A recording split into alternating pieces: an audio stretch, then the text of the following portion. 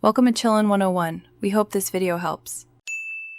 You start by preparing the phone so Hyper Lock Screen and AOD can control display behavior. First, enable developer options and grant the app lock screen and drawover permissions. This lets widgets and AOD render reliably. Then install Hyper Lock Screen and its AOD plugin and remove battery optimization for both, otherwise Android may kill background services.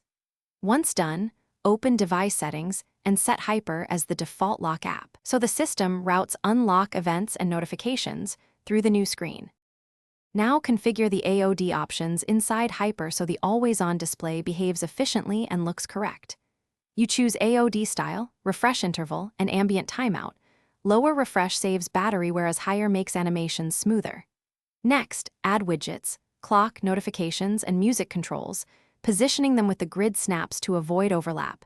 This ensures glanceable info. Then set brightness limits and gesture wake actions. Test by locking the screen, waiting for AOD activation, and using the tap or lift gesture to confirm wake behavior. Finish by aligning security and reliability. Enable your preferred secure unlock method so Hyper integrates without weakening protection.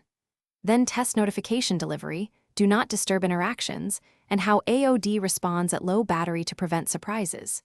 If things go wrong, first clear the app cache and restart the phone, then re-grant all permissions and confirm battery optimization is off. These steps resolve most problems. Finally, make incremental tweaks to refresh rates or widget density until you get the balance between battery life and responsiveness you want. Thanks for watching. Consider subscribing if we helped you.